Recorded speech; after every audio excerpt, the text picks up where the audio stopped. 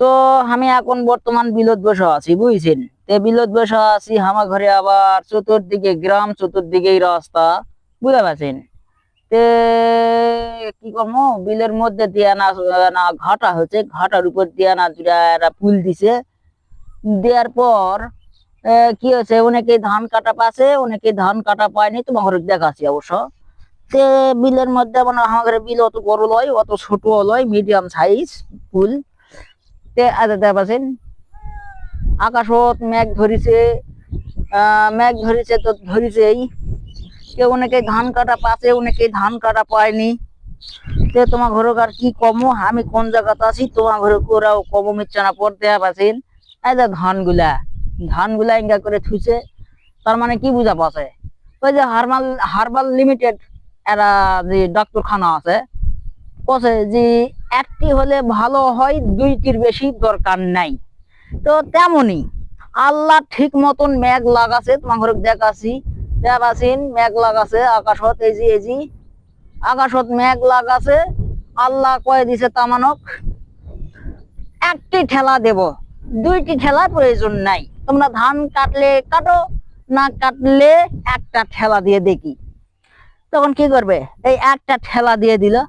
একটা ঠেলার দেখা গেল যে ধান কারো ভাসে উঠছে, কারো ভুর হয়েছে, কারো নৌকা হয়েছে, কেউ আবার আগাল ছাটুছে, কেউ আবার গুড়া পারে মারে দেছে, বুঝছেন।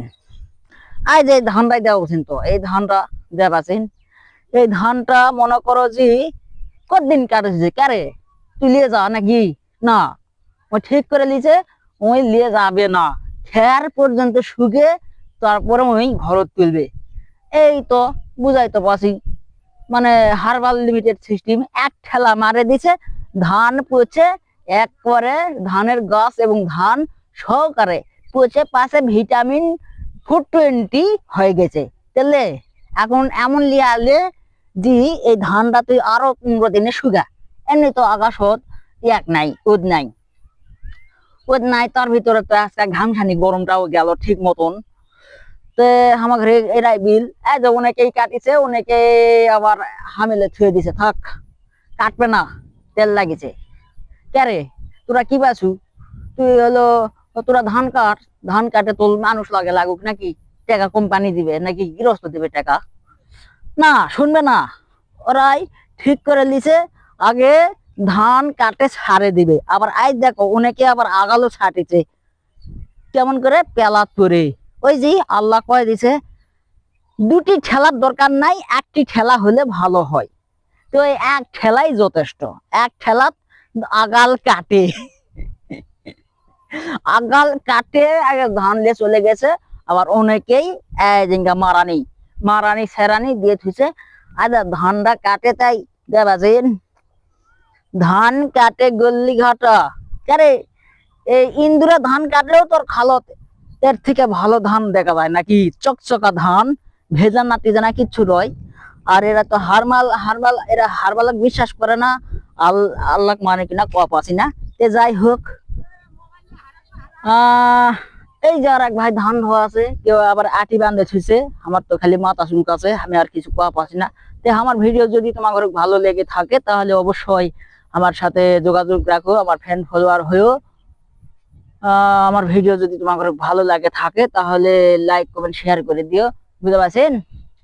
আর যদি কোন ভাই তোমার ভিডিও খুবই ভালো লাগে, গ্রামের বিশেষ করে গ্রামের সিনারি গুলা ভালো লাগে, তাহলে তোমার ঘরের কাছে নতুন নতুন ভিডিও নিয়ে হাজির হব। আমি সেই নওগাঁ জেলার একমাত্র ভুলু কাকু, বুঝতে পারছেন।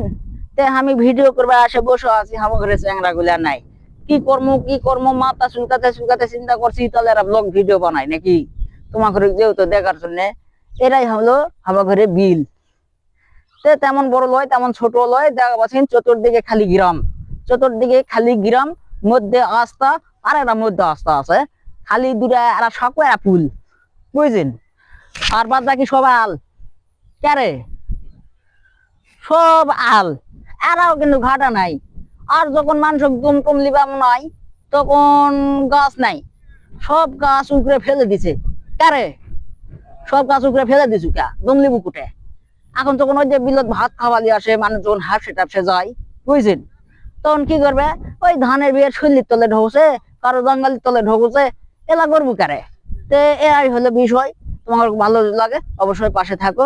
ধন্যবাদ সবাইকে। আসসালামু আলাইকুম। ভুলু কাকু।